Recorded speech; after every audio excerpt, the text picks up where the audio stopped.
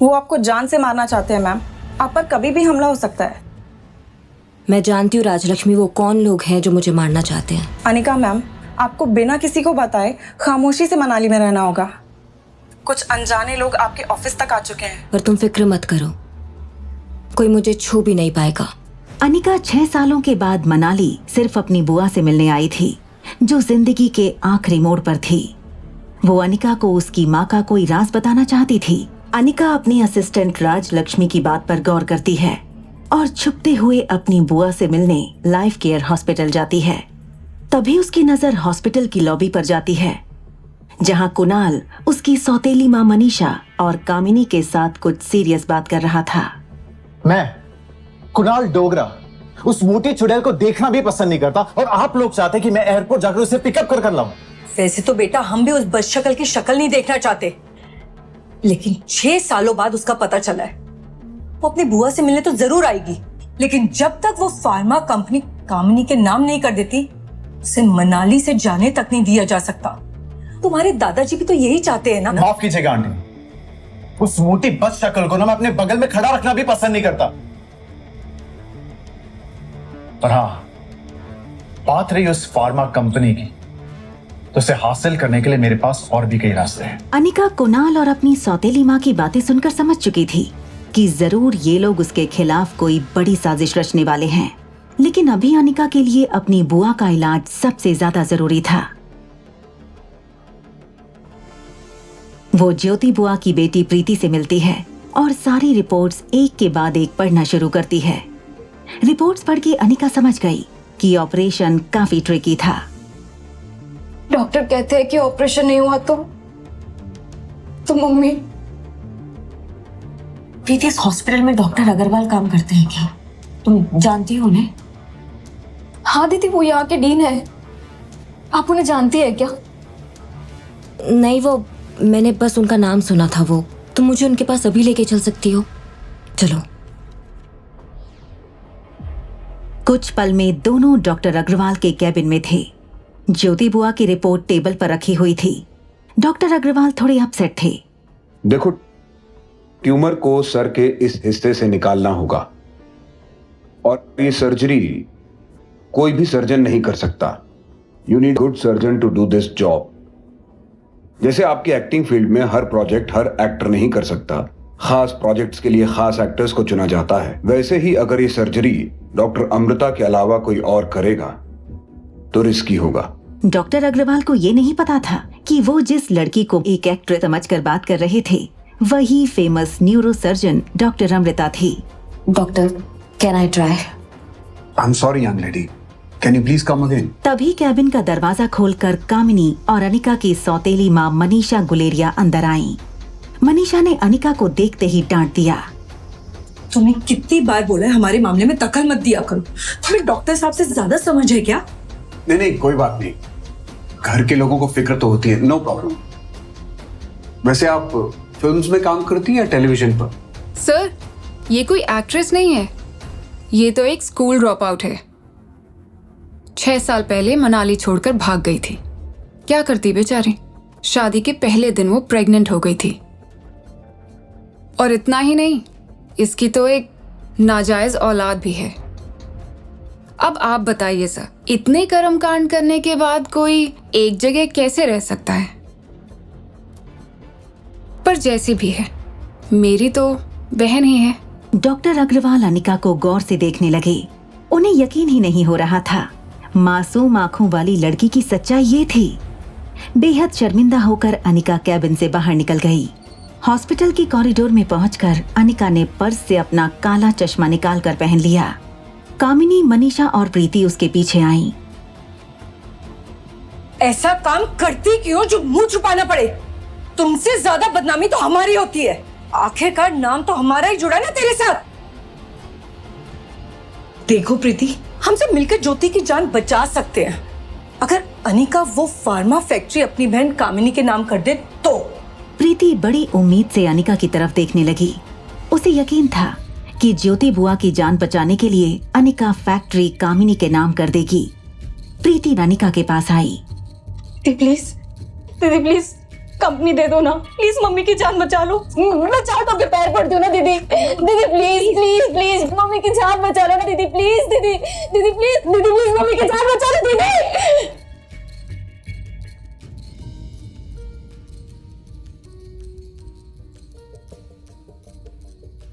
दूसरी तरफ एक नकाबपोश आदमी और वर्षा नर्सिंग होम के डॉक्टर मेहता में कुछ बातें हो रही थीं। क्या तुम्हें पूरा यकीन है कि वो लड़की अनिका ही है? हमारी खबर कभी गलत नहीं होती है। इस बार इसकी बेटी भी साथ आई है, सुना है किसी खास मिशन के लिए आई है यहाँ पर। मिशन का नाम सुनकर डॉक्टर मेहता थोड़ा परेशान हो जाता है। उसे डर महसूस होता है। अगर वो अपने खोए हुए बच्चे को तलाशने के लिए आई है तो ये हमारे लिए बड़ा खतरा है, क्योंकि उस हादसे के तार हमसे और हमारे हॉस्पिटल से जुड़े हुए हैं। अगर उसे कोई सुराग मिल गया तो?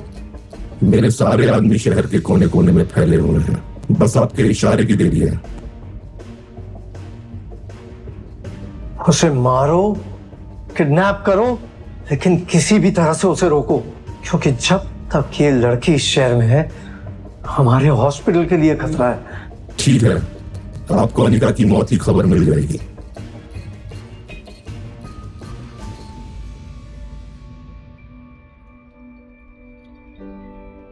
वहीं रोहित मारवा एक मीटिंग में था कि उसे सैम का फोन आया।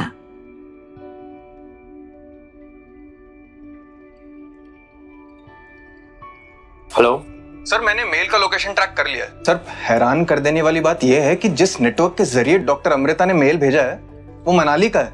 और सर एक बात और, डॉक्टर अमृता इस वक्त आप ही के होटल पैराडाइज में है। Sir, you can find her now. Rohit Marwah की दादी काफी समय से बीमार थी। डॉक्टर अमृता से अपॉइंटमेंट लेने की काफी नाकाम कोशिशें कर चुका था रोहित। अब उसके पास मौका था डॉक्टर अमृता से फेस टू फेस मिलने का।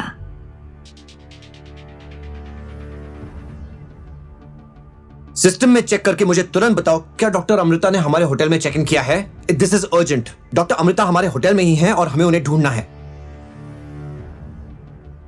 अनिका हॉस्पिटल से टैक्सी में वापस आ रही थी। उसके मन में सिर्फ एक ही बात चल रही थी, ज्योति बुआ का ऑपरेशन जल्द से जल्द करना होगा। उसके लिए उसने डॉक्टर अग्रवाल का कार्ड निकाला और उनके पर्सनल नंबर पर फोन लगाया।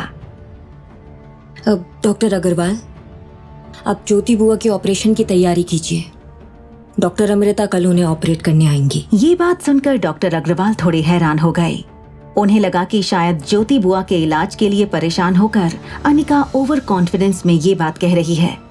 डॉक्टर अग्रवाल ने अनिका को समझाया, अनिका, मैं तुम्हारे इमोशन समझ सकता हूँ, लेकिन डॉक्टर अमृता इंडिया की नहीं, दुनिया की बेस्ट न्यूरोसर्जन्स में से एक है। उनका अपॉइंटमेंट मिलना इतना आसान नहीं है। देखो, मैं खुद एक डॉक्टर हूँ। मैं कितनी बार कोशिश कर चुका हूँ कि वो यहाँ आकर हमारे हॉस्पिटल में एक सर्जरी परफॉर्म करें, लेकिन इतने सालों में आज तक मैं उन्हें यहाँ बुला नहीं पाया।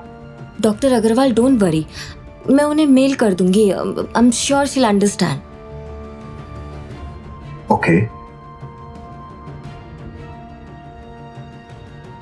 ऑपरेशन थिएटर के बाहर सन्नाटा छाया हुआ था। प्रीति अपनी माँ के जीने की सारी उम्मीदें खो चुकी थी। अनिका पर उसे बहुत यकीन था, लेकिन उसके मना करने पर वो पूरी तरह टूट गई थी। इन सब में सबसे ज्यादा खुश अनिका की सौतेली माँ और कामिनी थी। हमें तो पहले ही पता था अनिका किसी की सगी नहीं है।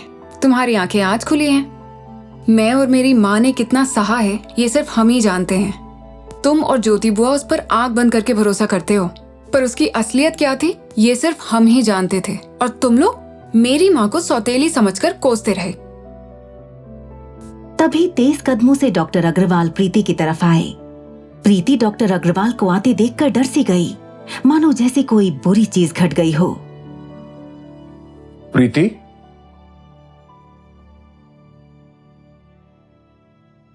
प्रीति, तुम्हारे लिए खुशखबरी है। डॉक्टर अमृता तुम्हारी मम्मी का ऑपरेशन करने के लिए मान गई है। वो कल मिसेस गिल का ऑपरेशन करेंगी। उनका कंफर्मेशन मेल भी आ गया है। प्रीति ये बात सुनकर बेहद खुश हो गई। उसकी आंखों के आंसू चेहरे की मुस्कान में बदल गए। कामिनी और मनीषा एक दूसरे को देखने लगे। उन्हें यकीन नहीं हो रहा था कि आखिर डॉक्टर अमृता ज्योति बुआ का ऑपरेशन करने के लिए मान कैसे गई। अभी अभी मुझे अनिका का कॉल आया था, शायद उसी की वजह से ये पॉसिबल हो पाया है। अरे सर, आप ये किसकी बातों पर यकीन कर रहे हो? वो कैसे डॉक्टर अमृता तक पहुंच सकती है? उसके पास तो कोई रिपोर्ट्स तक नहीं है और ना ही उसे कोई इंटरेस्ट है ऑपरेशन में। आप पूछ लीजिए प्रीति से। ज्योति बुआ के ऑपरेशन के लिए उसे एक छोटा सा काम दिया था, वो भी उसने नहीं किया। प्रीति, अब अपने आंसू पोंछ लो। इंडिया की बेस्ट न्यूरो सर्जन तुम्हारी मॉम का ऑपरेशन करने वाली है। Your mother needs your prayers, not tears.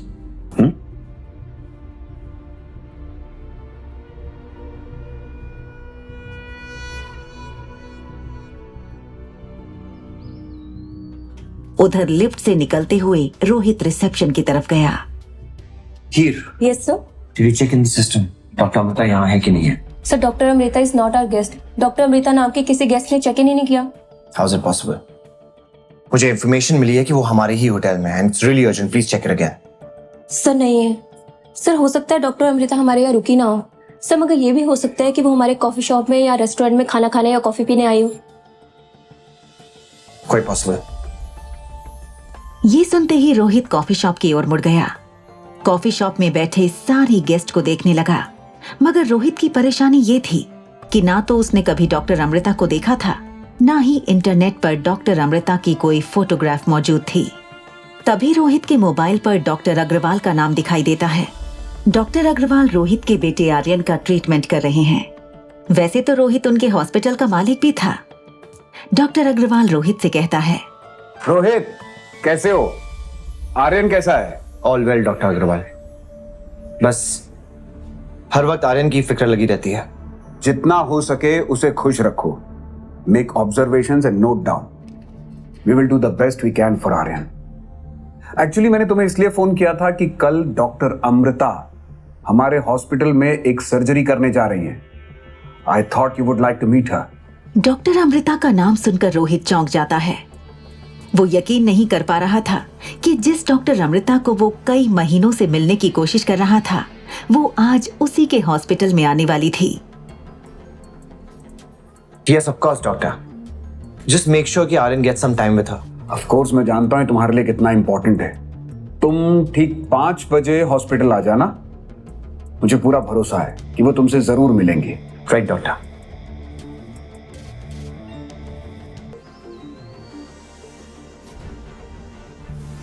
वहीं दूसरी तरफ नकाबपोश हॉस्पिटल के सामने वाली बिल्डिंग में बंदूक का निशाना लिए बैठा है। तभी उसे डॉक्टर मेहता का कॉल आता है। अनिका लाइफ केयर हॉस्पिटल आ रही है। हाँ, और वो मेरी बंदूक के निशाने पर है। जैसे ही वो हॉस्पिटल में कदम रखेगी, मेरी गोली उसकी खोपड़ी उड़ा देगी। लेकिन मैंने सुना है कि वहाँ रोहित मारवा भी आ रहा है।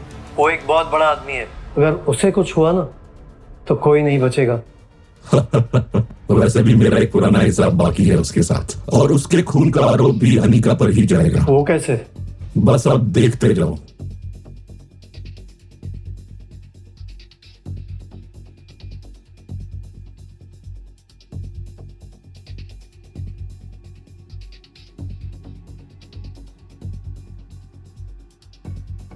उधर हॉस्पिटल में डॉक्टर अग्रवाल बेचैनी से डॉक्टर अमृता का इंतजार कर रहे थे।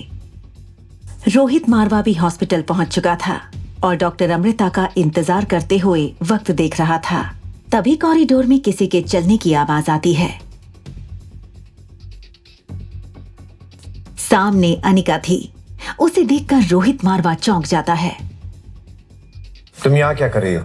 क्यों यहाँ पर कोई और इलाज नहीं करा सकता? या यहाँ पे भी आप मेरी चेकिंग करवाएंगे? तुम यहाँ? मुझे लगा डॉक्टर अमृता आ गई। वैसे क्या ये सच है कि तुमने डॉक्टर अमृता को यहाँ आने के लिए कन्विंस किया है? ओह कम ऑन डॉक्टर अग्रवाल, आप जानते हैं doctor Amrita world famous doctor है। किसी ऐरे गहरे को मुंह नहीं लगाती, सिर्फ उसके नाम पे अटेंशन ले रही है ये, और कुछ नहीं। अनिका रोहित की किसी भी बात का जवाब देना नहीं चाहती थी, क्योंकि उसे जल्दी से अपनी बुआ का इलाज शुरू करना था। डॉक्टर अग्रवाल, हमें जल्दी से बुआ का इलाज शुरू करना चाहिए। बहुत ज्यादा क्रिटिकल है। हमें इलाज करने का मतलब क्या है? और वैसे भी डॉक्टर के बिना अंदर जाना अलाउड नहीं है। यहीं रुकिए, डॉक्टर अमृता आती होंगी। अभी रोहित मारवा की बात खत्म भी नहीं हुई थी कि डॉक्टर अग्रवाल को एक मेल आता है जिसमें लिखा होता है डॉक्टर अमृता 2nd फ्लोर पर पहुंच गई हैं। डॉक्टर अग्रवाल हैरानी से चारों तरफ देखते हैं, लेकिन वहां अनिका के सिवा और कोई नहीं था। डॉक्टर अग्रवाल गौर से अनिका के हैंडबैग को देखते हैं जिसमें एरोप्लेन की लगेज टैग लगी होती है जिस पर नाम लिखा होता है डॉक्टर अमृता। वो नाम पढ़कर वो चौंक जाता है। अभी वो कुछ कहता तभी ज्योति बुआ के वार्ड से जोर से रोने की आवाज आती है। डॉक्टर, मम्मी मम्मी कुछ नहीं होगा। अनिका जल्दी से वार्ड की तरफ भागने लगती है। ज्योति बुआ की हालत बहुत गंभीर हो चुकी थी। मम्मी क्या हो रहा है? मम्मी, डॉक्टर, मम्मी मम्मी कुछ नहीं होगा। डॉक्टर, मम्मी मम्मी, दीदी दीदी देखो ना मम्मी को क्या हो रहा है।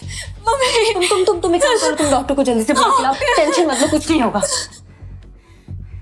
तभी ज्योति बुआ बहुत तकलीफ भरी आवाज में कहती हैं, मेरा जाने का समय आ गया है। प्लीज प्लीज बुआ, प्लीज ऐसी बातें मत कीजिए, आपको कुछ नहीं होगा। तुझे एक बड़े राज की बात बतानी है, तेरे माँ के मौत के बारे में। मेरी माँ के मौत के बारे में? क्या क्या बहुत गहरा राज है, बताइए मुझे। तुम्हारे माँ की मौत असल में क्या असल में धोखे से हुई है। और क्या बुआ? और उसका एक बुआ जी बताइए, क्या उसका एक क्या? बुआ जी प्लीज बताइए मुझे। बुआ जी प्लीज प्लीज आप सांस लेते रहिए। बुआ जी प्लीज सांस लेते। रिलैक्स रिलैक्स रिलैक्स बुआ जी, रिलैक्स।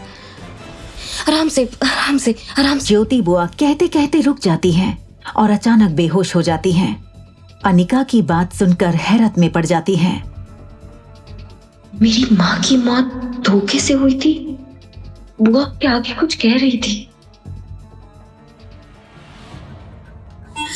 दीदी मम्मी को बचा लो ना प्लीज। बुआ को कुछ भी नहीं होगा प्रीति, कुछ भी नहीं होगा। मैं डॉक्टर से जाके बात कर रही हूँ, कुछ नहीं होगा। मैंने अभी चेक कर लिया, वो बिल्कुल ठीक है। मैं डॉक्टर से जाके बात करती हूँ। मम्मी को बचा लो। डॉक्टर अग्रवाल को अनिका पर शक हो चुका था कि वो डॉक्टर अमृता है, लेकिन उसे कामिनी की भी बात याद आती है कि उसने डॉक्टर अमृता से बात की है। वो कामिनी को कॉल करता है। कामिनी, तुमसे एक अर्जेंट बात करनी है। यस डॉक्टर, प्लीज बताइए, क्या पूछना था? क्या तुम यकीन के साथ कह सकती हो कि डॉक्टर अमृता से तुम्हारी बात हुई है? कामिनी को लगा कि अब उसका झूठ पकड़ा गया, फिर भी वो कॉन्फिडेंस से कहती है। यस डॉक्टर, मैं सच कह रही हूँ। मैंने खुद उनसे बातचीत की है। वो आज पक्का हॉस्पिटल आ रही हैं। क्यों, क्या हुआ? नहीं, कुछ नहीं। वो आज अनिका मिली थी। आप भी किस पर यकीन कर रहे हैं सर? वो आपको इम्प्रेस करने के लिए झूठ बोल रही है।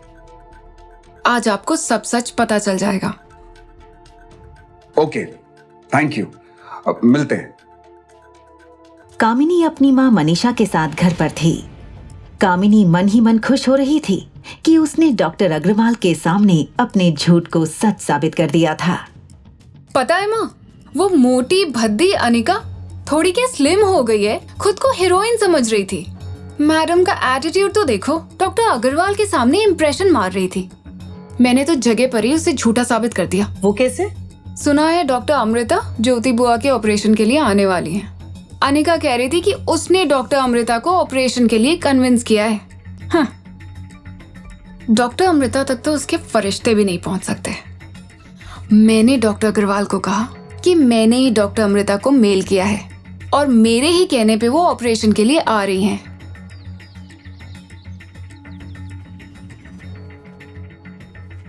Doctor Amrita? Yes doctor Amrita, ये कामिनी है। इन्होंने मेल करके आपको यहाँ बुलाया है।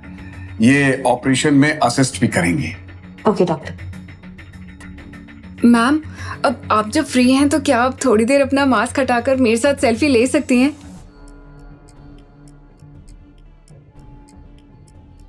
ओ कामिनी, राइट? तो वो आप हैं जिसने मुझे मेल किया था? Yes ma'am. ओके, कहाँ से मिला मेरा ईमेल आईडी? क्या हुआ? तुमने बताया नहीं। कहाँ से मिला मेरा ईमेल आईडी?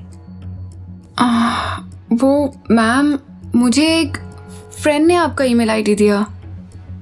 फ्रेंड ने? ओके। क्या है मेरा email ID? Do you remember?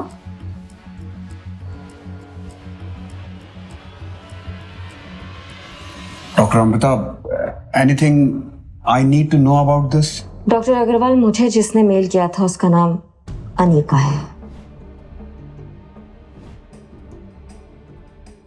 वो sir, Kamini, such kind of conduct won't be tolerated in this hospital. Leave the operation theater immediately. Just get out of here.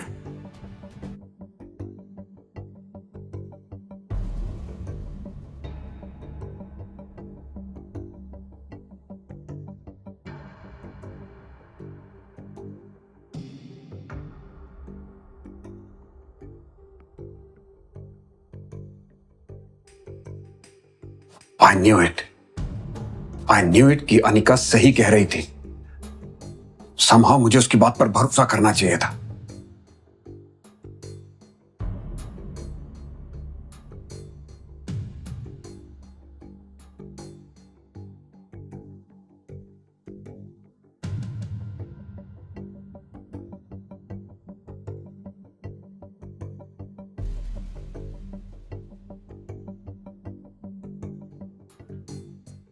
लगभग 3.5 घंटे operation चलता रहा।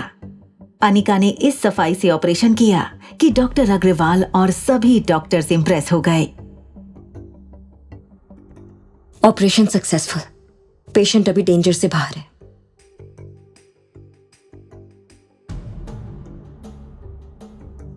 Doctor Amrita, अगर आपके पास समय है तो हम साथ में चाय पी सकते हैं? डॉक्टर, मुझे अभी अर्जेंटली कहीं जाना है। मेरी एक अपॉइंटमेंट है, तो फिर कभी। श्योर।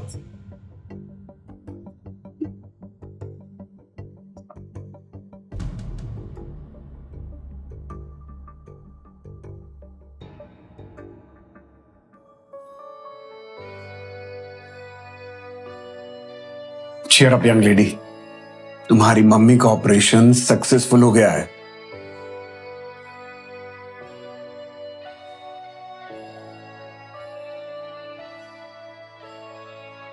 अनिका ऑपरेटिंग रूम से बाहर आई तो उसने देखा रोहित डॉक्टर अमृता का इंतजार कर रहा था। मौका देखकर अनिका बगल वाली कैबिन में जल्दी से चली गई।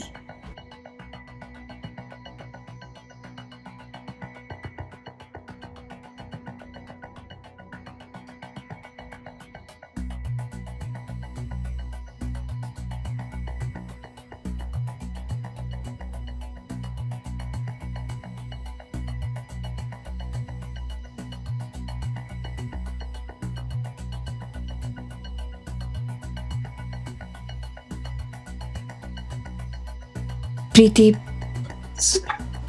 नहीं, मुझे माफ कर दो। सॉरी, मैंने आपको गलत समझा।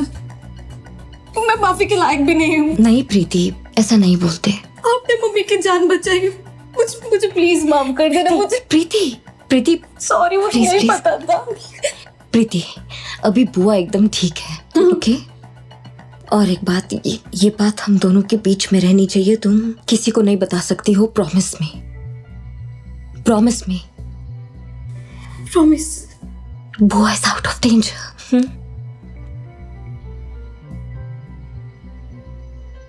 Thank you. I have to go. मैं जाती हूँ।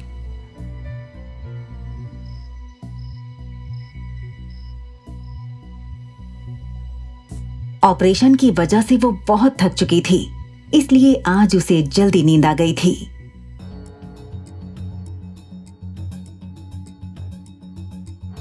मम्मी,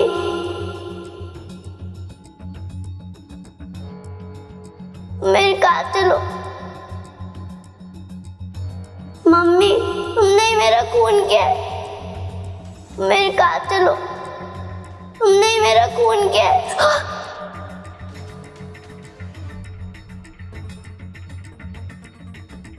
मम्मी तुम मेरे कातिल हो, तुमने ही मेरा खून किया है। 6 साल की बात भी तुम्हें मेरी कोई खबर नहीं है। नहीं बेटा नहीं। तुम खुद गर्ज हो, सब सही कहता है। तुम्हारी गलती की वजह से मेरा जन्म हुआ है। नहीं बेटा। और अब तुम मुझे खो के आराम की जिंदगी जी रही हो। बिल्कुल भी नहीं बेटा, प्लीज। मैंने तुम्हारा खून नहीं किया है। मुझे तो पता ही नहीं चला था कि मैं कब प्रेग्नेंट हो गई थी। यकीन करो बेटा, सच में मैं तो रोज तुम्हें तलाशती हूँ। शेर मम्मी शेर, शेर मम्मी शेर, बेटा शेर मम्मी शेर। प्लीज एक बात सुन लो मेरी, प्लीज एक बात सुन लो। No don't go.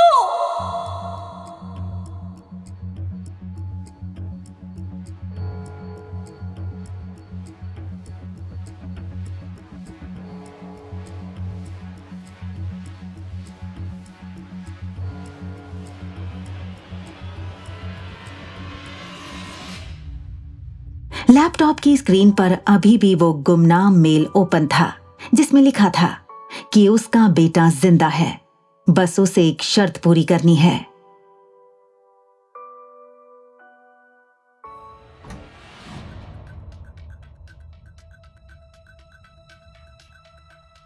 Excuse me, मुझे मिस्टर मारवा से अभी इसी वक्त मिलना है। मैडम आपके पास रोहित सर से मिलने की अपॉइंटमेंट है? अगर अपॉइंटमेंट है भी तो आप कैंसिल कर दीजिए, क्योंकि रोहित सर आज किसी से नहीं मिलना चाहते। नहीं, आप समझ नहीं रहे हैं। मुझे अर्जेंटली मिस्टर मारवा से अभी इसी वक्त मिलना जरूरी है। मुझे पता है, रोहित सर हैं ही ऐसे, उनसे हर कोई अर्जेंट मिलना चाहता है। देखिए मैम, काफी रात हो चुकी है, अपना वक्त बर्बाद मत कीजिए, अभी मिलना पॉसिबल नहीं होगा आपका। अनिका को कुछ समझ नहीं आ रहा था। आज जब वो खुद चलकर रोहित से मिलना चाहती थी तो ये गार्ड उसे रोक क्यों रहे हैं? ठीक है, तो मिस्टर मारवा से कह दीजिएगा कि डॉक्टर अमृता उनको ढूंढ रही थी। इतना कहकर अनिका वहाँ से गुस्से से चली जाती है। तभी एक गार्ड अब्दुल से कहता है, अब्दुल सर, ये आपने क्या किया? जिससे अपने सांप कई महीनों से ढूंढ रहे हैं, आप उन्हें ऐसे ही निकाल दिया? पता है ना, सांप को पता चलेगा कयामत आ जाएगी। अरे ये डॉक्टर नहीं है, ये लड़की अनिका है। इसकी इंफॉर्मेशन निकालने के लिए मैं खुद गया था सनी बाबा के साथ। ये आज तक कभी कॉलेज भी नहीं गई। देख भाई, आजकल की लड़कियों को तुम जानते नहीं हो, वो रोहित सर के नजदीक आने के लिए कुछ भी कर सकती हैं। इसीलिए हम दोनों यहाँ खड़े हैं, ताकि रोहित सर तक ऐसे लोग पहुंच ना पाए। समझा? चल।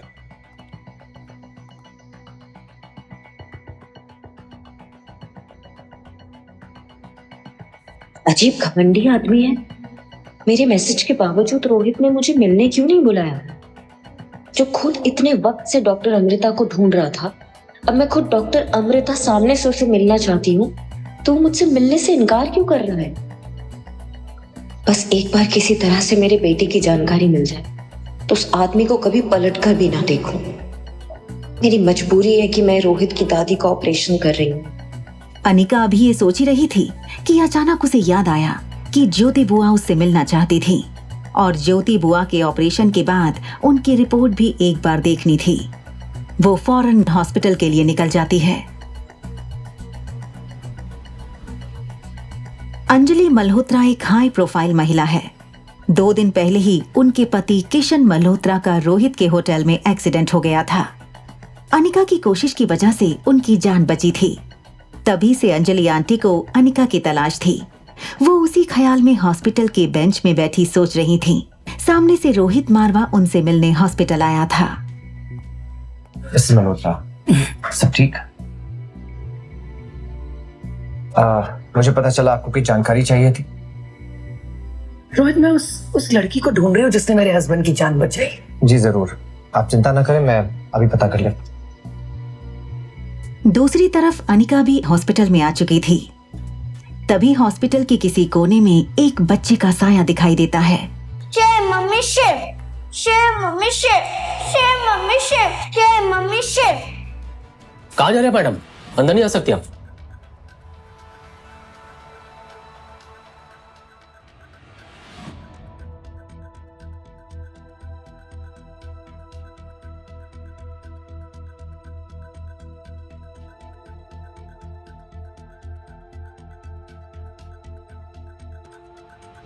वहीं करीब में खड़ी अंजलि मल्होत्रा की नजर अनिका पर पड़ती है।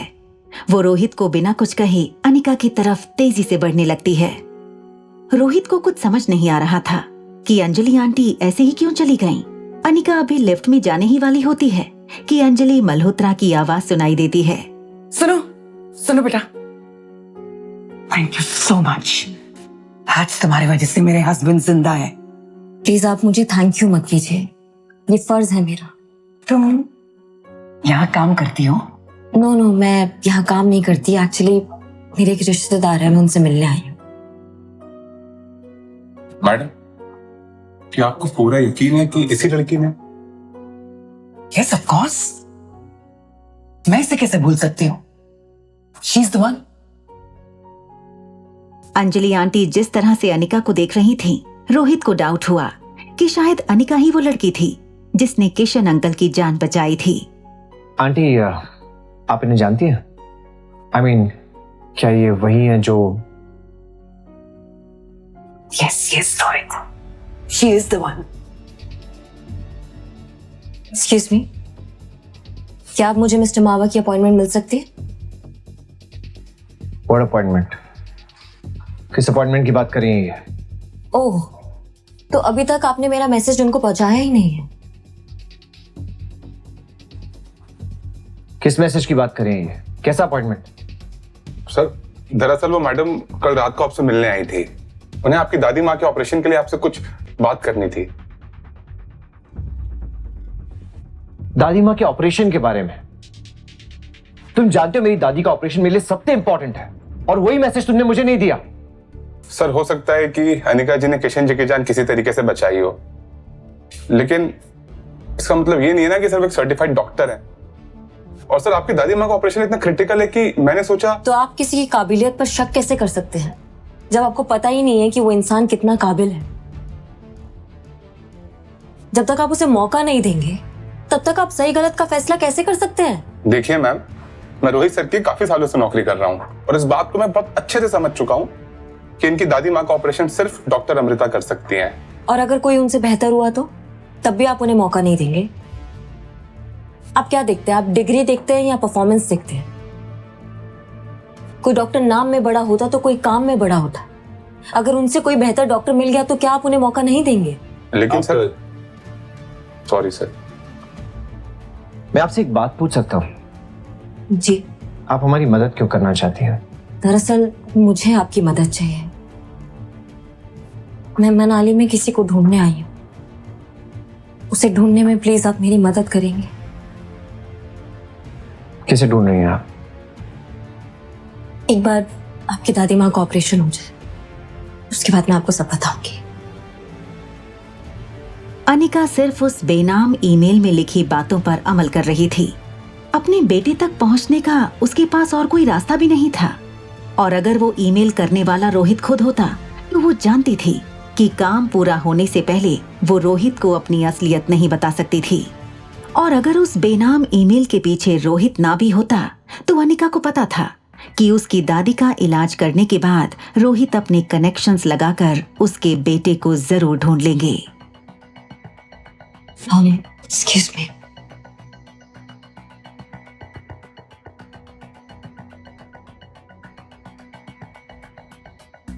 Aunty, okay?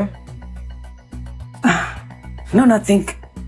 न जाने क्यों इस लड़की को देखकर ऐसा लगा कि मैं इसे बहुत पहले से जानती हूँ, जैसे मैंने इसको कहीं देखा है। हाँ आंटी, आपने कहा था आपने इसे होटल में देखा था। सो नहीं नहीं, नॉट लाइक दैट। ऐसा लग रहा है कि जैसे मैं बहुत पहले से इसे जानती हूँ। खैर, मैं गलत भी हो सकती हूँ। आई मीन, मैं कुछ ज्यादा ही सोच रही हूँ। Forget it. चले?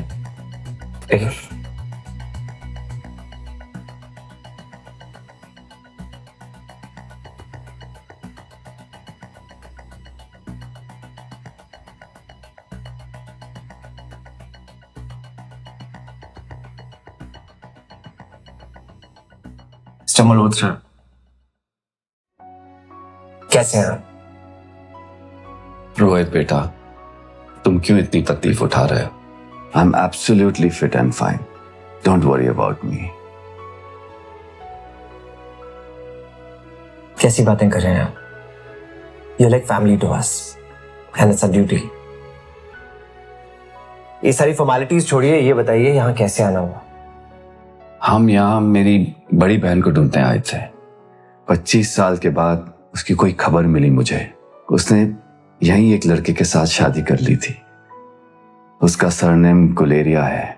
लेकिन मुझे पता चला कि 2 साल बाद एक बच्ची को जन्म देकर मेरी बड़ी बहन हम सबको हमेशा के लिए छोड़कर चली गई। भले वो आज हमारे साथ नहीं है, लेकिन हमें उनकी बेटी को ढूंढना होगा। पता नहीं उस बच्ची के साथ क्या हुआ होगा। हाँ, तुम ठीक कह रही हो। अब तो एक ही इच्छा है कि मेरी बहन की बेटी हमें मिल जाए और हम इसे साथ ले जाए और उसकी देखभाल करे, ठीक वैसे जैसे उसकी माँ हमारी देखभाल करती थी हमारे बचपन में। रोहित बेटा, जरा मेरा बैग तो देना।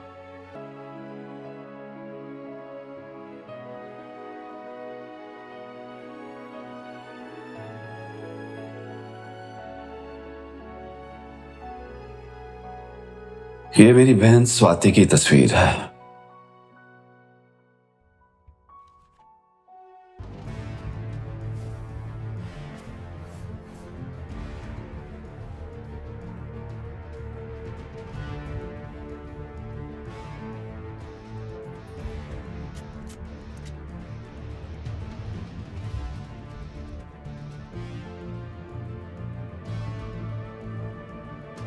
रोहित बेटा, जो कॉरिडोर में वो लड़की मिली थी हमें, जिसने अंकल की सर्जरी की थी, वो तुम्हारे होटल में रहती है ना?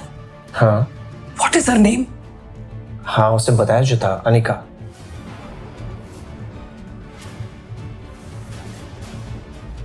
वो मुझे पता है, लेकिन मुझे उसका पूरा नाम नहीं पता। हाँ, वो उसका पूरा नाम अनिका गुलेरिया है। तो क्या अनिका मेरी भांजी है, जिस लड़की ने मेरी जान बचाई?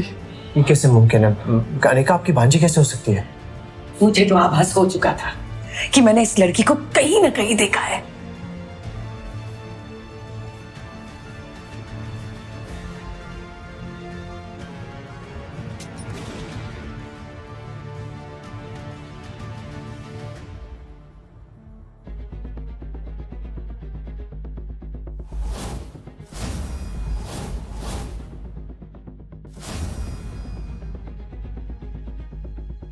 रोहित सर, एक बहुत बुरी खबर है। क्या हुआ? अनिका जी को। कहते हैं चलने वाली हर गोली एक इंसान को तो मारती है, मगर 100 सवाल खड़े करती है। क्या मामा को पहुंचने में देर हो गई? ये लोग अनिका को क्यों मारना चाहते थे? किसी अपने की चाल है? और वो सारी शक्तियां कहाँ हैं जो अनिका को मिली थीं? दरअसल जिस बच्चे की झलक अनिका को हॉस्पिटल में दिखी थी, वो और कोई नहीं बल्कि रोहित मारवाह का बेटा आर्यन था, जिसकी शक्ल हूबहू अनिका की बेटी रिया से मिलती थी। और दोनों बच्चे एक ही होटल में अपने माँ बाप के साथ रह रहे थे और दोस्ती भी कर चुके थे। दोस्ती ही नहीं बल्कि वो तो एक दूसरे को भाई बहन मानते थे और वैसे ही एक दूसरे का ख्याल रखते थे।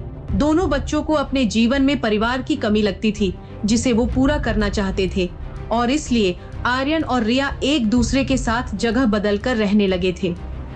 रिया कभी आर्यन बनकर रोहित के साथ रहती, तो वहीं आर्यन अनिका के साथ रिया बनकर। अब देखना ये था कि यह सिलसिला कब तक चलने वाला था, और पहले ही आर्यन के जीवन में मुश्किलों की कमी नहीं थी, क्योंकि कुछ ही दिन पहले रोहित का कजिन धीरज उसे ले जाने के लिए अपने आदमियों के साथ आया था। रोहित के परिवार वालों का यह कहना था कि आर्यन उनके परिवार का हिस्सा नहीं है और उसने रोहित की दादी को धक्का देकर सीढ़ियों से गिरा दिया था, जिसके कारण आज वो हॉस्पिटल में है। रोहित को इस बात पर बिल्कुल विश्वास नहीं था और वो इसीलिए चाहता था कि उसकी दादी का इलाज जल्द से जल्द हो जाए ताकि सच्चाई बाहर आ जाए। वहीं दूसरी तरफ अनिका भी हैरान थी जब उसे उसके अतीत से जुड़ा एक फोन आया। क्या मेरे मामा मामी? हाँ, और वो हमसे मिलने घर आ रहे हैं। लेकिन इतने सालों बाद क्यों? मैं ये सब नहीं जानता, बस तुम घर आ जाना टाइम से। ठीक है, मैं आ जाऊंगी। कॉल रखते ही अनिका के मन में कई सवाल उमड़ने लगे। अनिका अपनी माँ के परिवार वालों से कभी नहीं मिली थी, लेकिन सालों बाद अचानक उन्हें अनिका की याद कैसे आई? अनिका के मन में इस नए रिश्तेदार को लेकर डर था। तो वहीं कोई और भी था जिसे अनिका से भी ज्यादा डर लग रहा था। क्या तुम्हें यकीन है कि वो लोग अनिका के रिश्तेदार हैं? मुझे तो लगता है कि इन सब के पीछे अनिका का ही हाथ होगा। पक्का हमारे खिलाफ कोई नई साजिश रच रही है। यकीन तो मुझे भी नहीं हो रहा कि ये लोग इतने सालों बाद अनिका को क्यों ढूंढ रहे हैं। क्या तुम स्वाति के परिवार वालों के बारे में कुछ भी नहीं जानते? काफी गरीब परिवार से थी स्वाति और उसकी फैमिली पहाड़ों के उस पार रहते थे, लेकिन शादी के बाद उसने उनके साथ कोई कांटेक्ट नहीं रखा। कहीं ये लोग हमसे पैसों की भीख मांगने तो नहीं आ रहे? वैसे वो कह तो रहे थे कि अनिका के मामा बीमार हैं और इस वक्त हॉस्पिटल में एडमिट है। तो ये बात तय है कि वो भिखमंगे पैसों के लिए ही आ रहे हैं। देखिए, मैं पहले से ही कह देती हूँ, खबरदार उनको एक भी पैसा दिया तो। तुम तो ऐसे बोल रही हो जैसे कि मैं तिजोरी खोल के उनके सामने रखने वाला हूँ। लगता है आ गए भिखमंगे।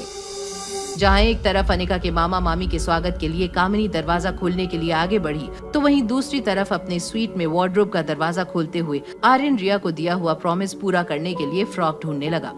मैंने तो उसे यहीं छुपाया था, लेकिन अब मिल क्यों नहीं रहा? क्या नहीं मिल रहा है? डैड, आप कब आए? मैं तो अभी आया, लेकिन तुम क्या ढूंढ रहे हो? वो मैंने एक ड्रेस यहाँ रखी थी, लेकिन अब मुझे मिल नहीं रही। बेटा, वो ड्रेस तुम्हारे लिए नहीं है, इसलिए मैंने उसे किसी और को दे दिया जिसे उसकी जरूरत है। आप मेरी चीजों को मुझसे पूछे बिना किसी और को कैसे दे सकते हो? आप ही ने सिखाया था ना, दूसरों की चीजों को विदाउट परमिशन हाथ नहीं लगाना चाहिए। No wonder why mama hates you. तुम्हें ये सब किसने सिखाया Aryan? I hate you dad. आज मेरे दोस्त ने एक पार्टी रखी है, तुम मेरे साथ चलोगे ना? यस ऑफ कोर्स, हम सब जाएंगे। क्यों आर्यन? आर्यन के चेहरे पर कोई भी एक्साइटमेंट नहीं थी, उसे बस रिया का प्रॉमिस तोड़ने का दुख था। वहीं दूसरी तरफ अनिका के मामा मामी के आने की खबर सुनते ही गुलेरिया परिवार में बेचैनी बढ़ गई। गुलेरिया फैमिली को ये विश्वास था कि अनिका के मामा मामी भीख मांगने के लिए आ रहे होंगे। तभी कामिनी ने दरवाजे के बाहर देखे बिना ही सैनिटाइजर की पूरी बोतल उधेल दी। जब उसकी नजर सैनिटाइजर में डूबी अनिका पर पड़ी। थैंक गॉड तुम थी अनिका, मुझे लगा पूरा सैनिटाइजर वेस्ट हो जाएगा। वैसे तुमने बताया नहीं कि तुम्हारे फकीर मामा मामी मनाली आए हुए हैं? अनिका ने कामिनी की बातों का जवाब देना जरूरी नहीं समझा। गुलेरिया खानदान इस बात से अनजान था कि कुछ ही समय में उन्हें एक बड़ा झटका लगने वाला था। कामिनी आगे कुछ कहने ही वाली थी कि तभी गेट से आवाज आई। क्या मिस्टर गौतम गुलेरिया यही रहते हैं? जैसे ही मनीषा और कामिनी की नजरें अंजलि पर पड़ी, उन्हें अपनी आंखों पर विश्वास नहीं हुआ। गुलेरिया खानदान की सोच से अंजलि मामी बिल्कुल अलग थी। उनकी सीरत में भी उनकी दौलत चमक रही थी। तभी अंजलि मामी ने सबकी खामोशी तोड़ते हुए अनिका से कहा, फिर से मिल गए हम। बेटा, पहली बार तुम्हें देखकर ही मुझे लग गया था कि हमारा कुछ पुराना रिश्ता है। आप यहाँ? और आप मेरे मामा मामी को कैसे जानती हैं? आई नो, तुम्हें बहुत कुछ पूछना होगा। मैं तुम्हारे सारे सवालों के जवाब दूंगी। फिलहाल बस यही कहना चाहूंगी कि ये सब किस्मत का खेल है। उस दिन जिस आदमी की जान तुमने बचाई थी, वो तुम्हारे मामा थे। गुलेरिया परिवार के सभी लोग अंजलि मामी की सादगी में खो गए थे कि तभी कामिनी ने अंजलि मामी का पहना हुआ डायमंड नेकलेस देखा। उससे रहा नहीं गया और उसने मामी से कहा, योर नेकलेस इज स्टनिंग। क्या ये असली डायमंड्स हैं? ऑफ कोर्स नकली है बेटा। आजकल अपनी औकात से ऊपर दिखने के लिए हर कोई नकली ज्वेलरी पहनते हैं। देखो ना कितना ज्यादा चमक रहा है। मिस्टर गौतम, क्या आप ही हमारे बहनोई जी हैं? यस, मैं ही गौतम गुलेरिया हूँ। आपने फोन पर मुझसे ही बात की थी। वैसे आप बहुत ही खूबसूरत हैं। कहीं आप फिल्मों में तो काम नहीं करती? फिल्मों में तो नहीं, लेकिन मैं एक आर्टिस्ट जरूर हूँ। जी, आपने जैसे ही कॉल किया था अनिका से मिलने के लिए, वैसे ही हमने उसे कॉल करके बुला लिया था। Thank you mister Gautam. Anika बेटा, क्या हम कहीं अकेले में बैठकर बात कर सकते हैं? Sure aunty. गौतम गुलेरिया अंजलि मामी के हाव भाव देखकर पूरी तरह से इम्प्रेस हो गए थे। ये देखकर मनीषा का चेहरा गुस्से से लाल हो गया, लेकिन वो अपनी तीखी जुबान से कुछ कहती उससे पहले ही अनिका और अंजलि मामी वहाँ से निकल गए। अंजलि मामी कार में बैठते ही अनिका से कहा, बेटा, तुम्हारे मामा अभी भी हॉस्पिटल में हैं। ऐसे वक्त में तुम तक पहुंचने के लिए एक खास शख्स ने हमारी बहुत मदद की थी। उन्हें शुक्रिया अदा करने के लिए हमने तुम्हें बिना बताए होटल पैराडाइज में आज एक डिनर पार्टी रखी है। I hope you don't mind बेटा। ओके मामी, आई एम सॉरी। क्या मैं आपको मामी कह सकती हूँ? अब से अगर आंटी कहूँगी तो डांटूंगी। बेटा तुम्हारी एक बेटी भी है ना? आई कांट वेट टू सी हर। और नाम क्या है उसका? रिया नाम है उसका। बहुत शरारती है। मैं अभी उसको कॉल करके नीचे बुला लेती हूँ। तब तक हम होटल पहुँच जाएंगे। अनिका अंजलि मामी की खुशी देखकर इनकार नहीं कर पाई। उसने फौरन रिया को कॉल किया और उसे 3rd फ्लोर पर VVIP हॉल में बुलाया। वहीं अंजलि मामी के जाने के बाद मनीषा और कामिनी सोच में पड़ गए थे कि ऐसी क्या बात हो गई जो इतने सालों बाद अनिका की मामी उससे मिलने आई थी। छोड़ो उसके मामा मामी को, तुम दोनों भूल मत जाना, आज हमें डोगरा फैमिली के साथ डिनर पर जाना है। आज का दिन बहुत खास है हमारे लिए। अरे हाँ कामिनी बेटा, टेबल बुकिंग तो कर दिया ना तुमने? हाँ मम्मा, पैराडाइज इंटरनेशनल होटल में कर दिया था, लेकिन VVIP हॉल पहले से बुक था तो नॉर्मल बुकिंग करना पड़ा। ओहो, बैड लक। चलो बेटा कोई बात नहीं, अभी बहुत काम है, हमें रेडी भी होना है। और तुम आज अच्छा सा इंडियन ड्रेस पहनना, आज का दिन बहुत स्पेशल होने वाला है तुम्हारे लिए। यस मामा।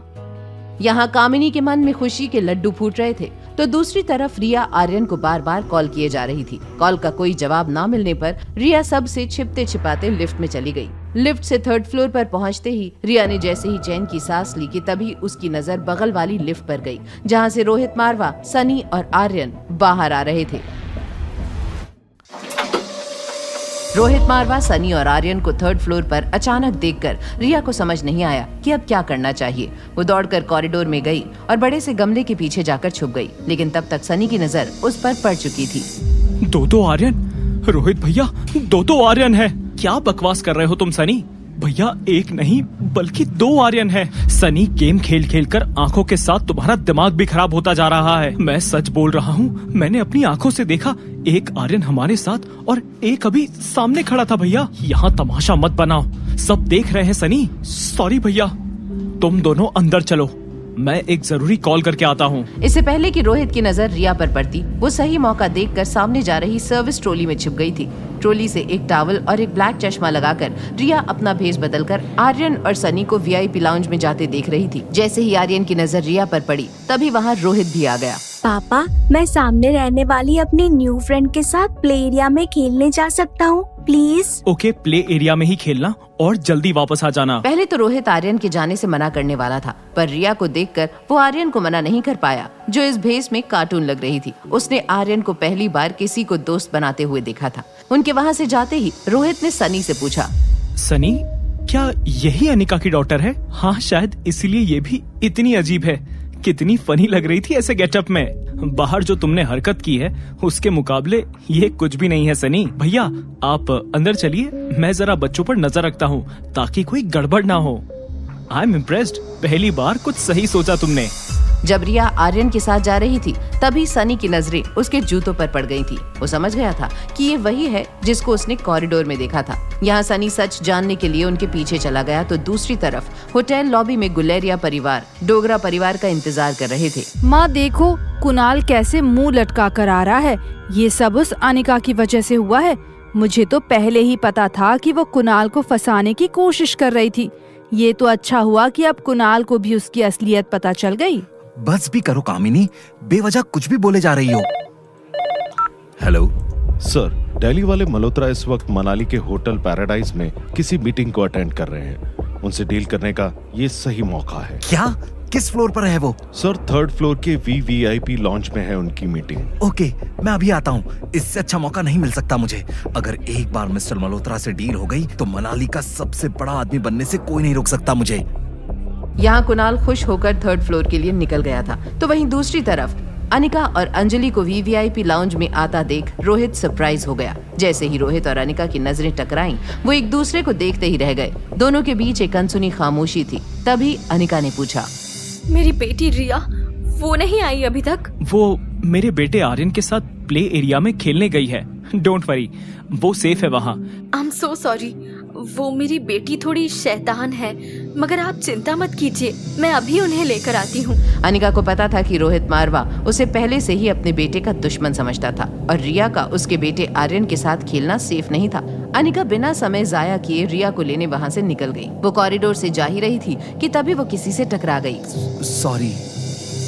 अनिका जिस आदमी से टकराई वो कोई और नहीं, उसका एक्स पति कुणाल डोगरा ही था। उसको अचानक देखकर अनिका थोड़ी घबरा गई थी। तभी कुणाल डोगरा, जो कि इतने दिनों से सिर्फ और सिर्फ अनिका के ख्यालों में खोया हुआ था, फौरन घुटनों के बल बैठकर बाहें फैलाता हुआ अनिका से बोला, अनिका, मैंने जब से तुम्हें वापस मनाली में देखा है, सिर्फ और सिर्फ तुम्हारे बारे में सोचता हूँ, तुम्हें याद करता हूँ, तुमसे प्यार करता हूँ।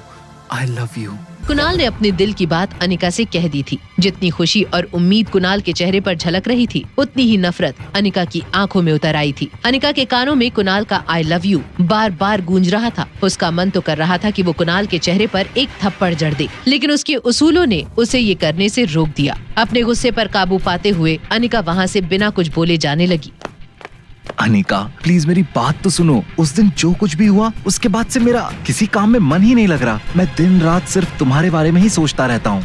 अनिका पर कुणाल की बातों का रत्ती भर भी असर नहीं हो रहा था। वो बस किसी भी कीमत में रिया तक पहुंचना चाहती थी, लेकिन कुणाल इतनी आसानी से अनिका का पीछा नहीं छोड़ने वाला था। अनिका का रास्ता रोकते हुए कुणाल ने कहा, मैं तुमसे बात कर रहा हूँ और तुम मुझसे दूर जा रही हो। तुम्हारी बकवास सुनने के लिए मेरे पास वक्त नहीं है। हट जाओ मेरे रास्ते से। मेरा यकीन करो अनिका, हम दोनों साथ मिलकर फिर से एक नई जिंदगी शुरू कर सकते हैं। जस्ट शट अप कुणाल, मुझे तुम में और तुम्हारी बातों में कोई इंटरेस्ट नहीं है। आई नो तुम शायद फ्यूचर को लेकर परेशान हो, बट तुम्हें उसकी चिंता करने की कोई जरूरत नहीं है। मनाली से कुछ दूर तुम्हारे लिए एक बड़ा सा बंगला होगा, नौकर चाकर होंगे, और तो और हर महीने तुम्हारे अकाउंट में 1.5 लाख रुपए भी आ जाएंगे। तुम्हारी इतनी औकात नहीं है कि तुम मुझे खरीद सको, समझे?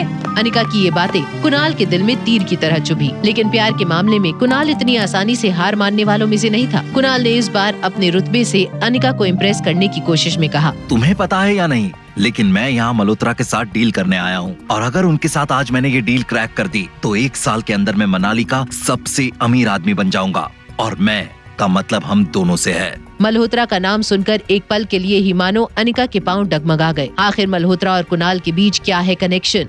मैंने कहा ना, तुम्हारी औकात नहीं मुझे खरीदने की। ओह, मैं समझ गया।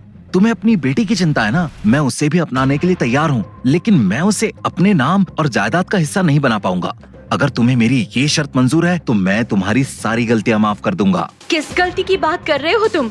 Are you out of your mind? आखिरी बार बोल रही हूँ, हट जाओ मेरे रास्ते से। ठीक है बाबा, तुम्हारी सारी शर्तें मंजूर है। तुमसे शादी भी करूंगा और तुम्हारी बेटी को अपना नाम भी दूंगा। अब खुश? गुस्से में दूर जाती अनिका को रोकने के लिए कुणाल ने अनिका का हाथ पकड़ लिया, लेकिन कुणाल की इस हरकत से अनिका का गुस्सा अब 7वें आसमान पर पहुंच चुका था। लेकिन इसके पहले कि अनिका उसका हाथ छुड़ा पाती, अनिका को पीछे से एक जोर का धक्का लगा और उसका सिर सामने वाली दीवार से जाकर टकरा गया। ये तुमने क्या किया कामिनी?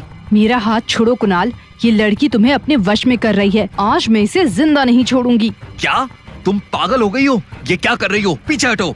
दर्द से अनिका का सिर चकराने लगा। तभी उसी वक्त गौतम, मनीषा और कुणाल के पापा कमल डोगरा लॉबी में आ पहुँचे। लेकिन जब अनिका ने अपनी आंखें खोली तो उसकी नजर गुस्से में झुलसती कामिनी पर पड़ी। वो तेजी से अनिका की तरफ बढ़ ही रही थी कि तभी कामिनी को रोकने के लिए कुणाल ने उसके दोनों हाथ पकड़ लिए। ये यहाँ क्या हो रहा है कामिनी? और अनिका बेटा, तुम यहाँ क्या कर रही हो? मैं बताती हूँ। जैसे ही अनिका को पता चला कि आज कामिनी और कुणाल की एंगेजमेंट की बात होने वाली है, तो ये यहाँ कुणाल को अपने जाल में फंसाने आ गई। कमल जी, अनिका की तरफ से मैं आपसे माफी मांगता हूँ। बचपन से ही अनिका कामिनी से काफी जलती थी। हमारी हर खुशी के मौके पर मुसीबत बनकर आ जाती है। बस कीजिए आप लोग। अनिका के खिलाफ किसी ने एक और शब्द बोला तो देख लेना। लेकिन बेटा, अनिका मुझे किसी जाल में फंसाने नहीं आई थी। एक बात और, अनिका और मैं एक दूसरे से प्यार करते हैं और हमने एक दूसरे से शादी करने का फैसला किया है। कुणाल बेटा, होश में आओ। क्या तुम भूल गए कि इसकी वजह से हम दोनों खानदानों की कितनी बेइज्जती हुई थी? देखिए कमल जी, कुणाल तो बच्चा है अभी, आप इसे कुछ समझाते क्यों नहीं? शादी का फैसला जिंदगी का सबसे बड़ा फैसला होता है, उसे ऐसे जल्दबाजी में नहीं लिया जा सकता। कुणाल, क्या तुम अनिका के साथ फिर से शादी करना चाहते हो? कामिनी को पूरा यकीन था कि कुणाल मना ही करेगा और वो गुस्से भरी नजरों से अनिका को देख रही थी कि तभी कुणाल ने कहा, हाँ पापा, मैं अनिका से प्यार करता हूँ। ये सुनते ही कामिनी की सांसें अटक चुकी थी। उसकी आंखों में कुणाल को खोने का डर साफ दिख रहा था। तो वहीं दूसरी तरफ अनिका अपने सर पर लगी चोट से कर्रा रही थी। वो बस किसी भी तरह इस तमाशे से दूर जाना चाहती थी। तभी कुणाल के पापा कमल डोगरा उसे कहते हैं, अनिका, क्या तुम कुणाल के साथ फिर से शादी करना चाहती हो? नहीं, बिल्कुल नहीं। ये क्या कह रही हो तुम? तुम्हारी इतनी हिम्मत कि तुम मुझे रिजेक्ट करो? तुम्हें एक्सेप्ट या रिजेक्ट करने का सवाल तो तब उठेगा जब मैं तुम्हारे बारे में कुछ सोचूंगी। तुम तो मेरे लिए एग्जिस्ट ही नहीं करते। नहीं कुणाल, तुम इस लड़की से दूर रहो। ये बड़ी चालाकी से तुम्हें फंसा रही है। ये दुनिया को दिखाना चाहती है कि तुम इसके पीछे पड़े हो, इसीलिए तुम्हें सबके सामने रिजेक्ट कर रही है। मैं तो इसकी रग रग से वाकिफ हूँ। हाँ माँ, तुम बिल्कुल सही कह रही हो। इसकी क्या औकात कि ये किसी को रिजेक्ट करे। कमल अंकल, आप टेंशन मत लीजिए, मैं कुणाल को इसके आसपास भी नहीं भटकने दूंगी। कामिनी, तुम बीच में मत बोलो। अनिका, आखिर तुम चाहती क्या हो? ये तो सिर्फ तुम्हें अपने जाल में फंसाना चाहती है और तुमसे पैसे ऐंठना चाहती है। अभी इसके मामा मामी भी आए थे पैसे मांगने, वो भी इसी की तरह हैं। अगर पैसे नहीं है तो मर जाने दे अपने मामा को, इलाज ही क्यों करवाना। किसने कहा कि पैसे नहीं है हमारे पास? भीड़ के बीच से आ रही इस आवाज को सुनकर सभी चौंक गए और पीछे की ओर देखने लगे। अंजलि मल्होत्रा रौबदार कदमों के साथ आगे बढ़ रही थी। ऐसा लग रहा था मानो वहाँ जितने भी लोग खड़े थे उन सब को सांप सूंघ गया था। दूसरी ओर रिया और आर्यन एक दूसरे से मिलकर खुश थे और आपस में बातें कर रहे थे। तभी रिया को लगा कि कोई चुपचाप उनकी बातें सुन रहा है। दोनों एक साथ पीछे मुड़े। सनी चाचू, आप? दो आर्यन? मैंने कहा था कि दो आर्यन है, लेकिन किसी ने मेरी बातों पर बिलीव नहीं किया। मेरा शक सही निकला। सनी चाचू, हम दो नहीं एक ही हैं। मैं आर्यन हूँ और मैं जब चाचू अपना क्लोन बना सकता हूँ। ये मेरी सुपर पावर्स है। मुझे बेवकूफ बनाने की कोशिश मत करो, मुझे सब कुछ पता है। ये सुपर पावर जैसी कोई चीज नहीं होती।